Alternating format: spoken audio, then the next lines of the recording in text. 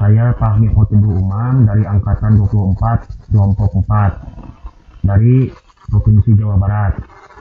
Pada kesempatan kali ini saya akan menjelaskan nilai-nilai dasar ASN atau dengan singkatan aneka. Adapun mengenai mind mapping yang saya kerjakan ini adalah mind mapping yang telah saya konsep sebelumnya. Yang pertama ada akuntabilitas, yang kedua ada nasionalisme, yang ketiga ada etika publik, ya ini, yang keempat ada anti korupsi,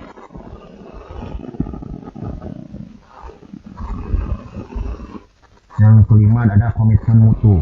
Nah, pada kesempatan ini mari kita bahas satu persatu dari kelima konsep dasar tersebut. Pengertian dari akuntabilitas adalah kewajiban pertanggungjawaban yang harus dicapai. Aspek di sini ada 4 aspek. Yang pertama aspek hubungan, yang kedua berorientasi pada hasil, yang ketiga laporan kinerja, dan keempat adalah menemukan konsekuensi, dan yang kelima memperbaiki kinerja. Fungsi akuntabilitas, yang pertama ada kontrol demokrasi, yang kedua ada cegah korupsi,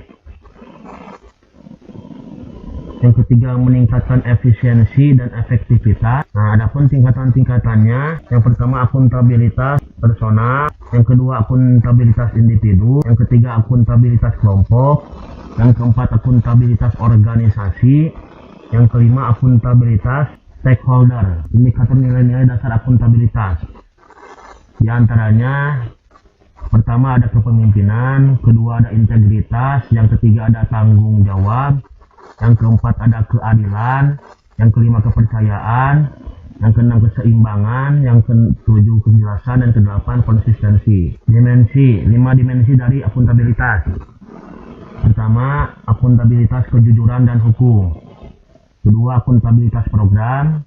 Ketiga, akuntabilitas kebijakan. Keempat, akuntabilitas proses. Adapun nasionalisme, bagian yang kedua. Pengertian dari nasionalisme: suatu sikap politik dari masyarakat suatu bangsa yang mempunyai kesamaan kebudayaan dan wilayah serta kesamaan cita-cita dan tujuan.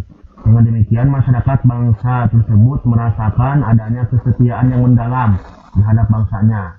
Atau dengan nasionalisme adalah sikap cinta dan setia terhadap bangsa dan tanah air. Adapun peranan aparatur sipil negara dalam menumbuhkan rasa nasionalisme, yaitu yang pertama, aparatur sipil negara tersebut sebagai pembuat dan pelaksana kebijakan publik, yang kedua ASN itu sebagai pelayan publik, yang ketiga ASN sebagai perekat dan pemersatu bangsa. Pengamalan nilai-nilai Pancasila dalam menumbuhkan nasionalisme bisa membedakan yang baik dan buruk. Sila pertama, sila kedua berlaku adil, menghormati hak dan asasi orang lain.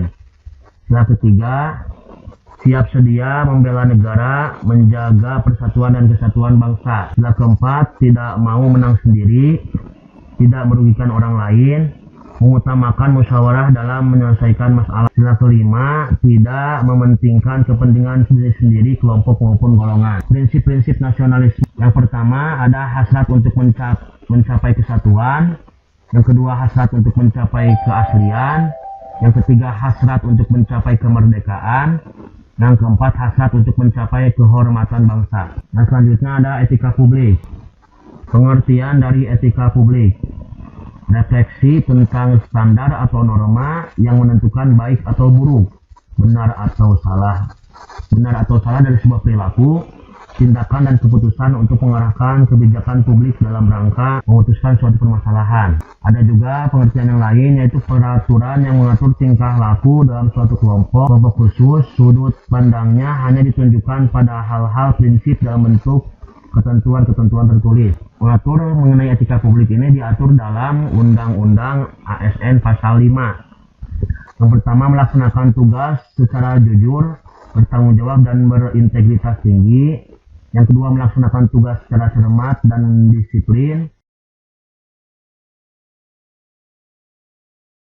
dan seterusnya. Nah, dimensi etika publik, pertama ada dimensi kualitas pelayanan publik, dua dimensi modalitas, ketiga dimensi tindakan integritas publik. Nilai-nilai dasar etika publik berdasarkan pasal 4 Undang-Undang Nomor 5 Tahun 24, pasal 4 Undang-Undang Nomor 5 Tahun 2014. Pertama, memegang teguh nilai-nilai dalam ideologi negara Pancasila. Kedua, mengabdi kepada negara dan rakyat Indonesia. Ketiga, menjalankan tugas secara profesional dan tidak berpihak. Keempat, setia dan mempertahankan Undang-Undang Dasar Negara Kesatuan Republik Indonesia. Dan selanjutnya adalah komitmen mutu. Komitmen mutu merupakan pemahaman konsep mengenai efektivitas, efisiensi, inovasi, dan mutu penyelenggaraan pemerintah. Cakupannya yang pertama ada efektivitas. Efektivitas melakukan sesuatu yang benar dan tepat sasaran.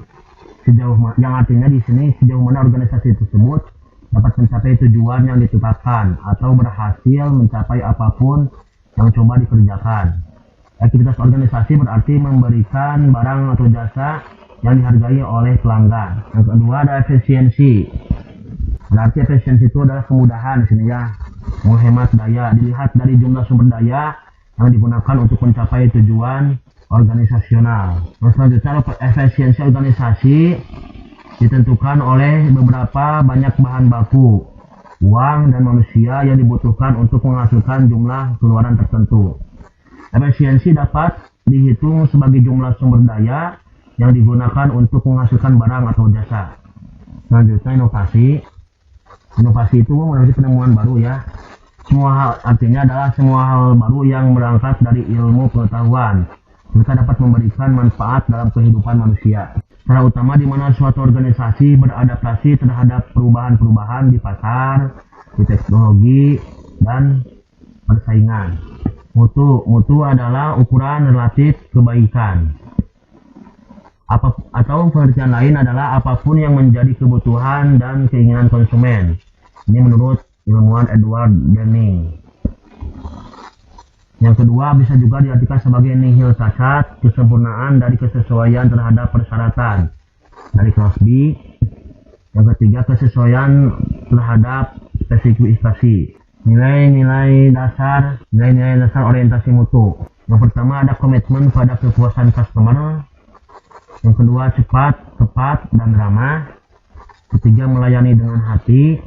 Yang keempat melindungi dan mengayomi. Yang kelima perbaikan berkelanjutan. Nilai-nilai dasar komitmen mutu diantaranya ada inovasi, kerjasama, kontrol, pasti, kualitas, responsif, dapat dipercaya, efektif, efisien, nyaman, dan aman. Adapun aktualisasi nilai dasar komitmen mutu. Pertama orientasi kepada publik. Yang kedua orientasi kepada mutu, bekerja secara baik dan benar, sikap optimis, proaktif, dan inovatif. Cara kerja tim sebagai satu kesatuan. Ya, selanjutnya ada korupsi, kebejatan, ketidakjujuran, tidak bermoral, penyimpangan, dan kesucian.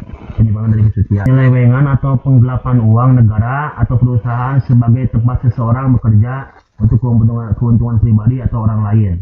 Jenis-jenis korupsi. Yang pertama ada korupsi kerugian keuangan negara, korupsi suap penyuap, korupsi penggelapan dalam jabatan, korupsi pemerasan, korupsi perbuatan curang, benturan kepentingan dalam pengadaan, korupsi gratifikasi. Selanjutnya unsur subjektif. Unsur-unsur korupsi ada unsur subjektif, ada unsur objektif. Penyebab dari korupsi, pertama ada aspek individu pelaku korupsi.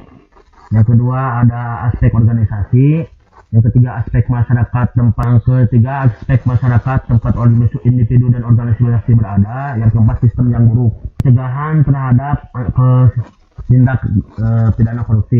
Pertama perbaikan sistem, yang kedua perbaikan manusia. Nilai-nilai dasar anti korupsi.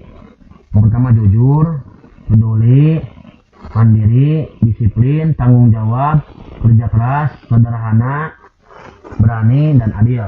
Sekian penjelasan dari saya. Kurang lebihnya mohon maaf. Assalamualaikum warahmatullahi wabarakatuh.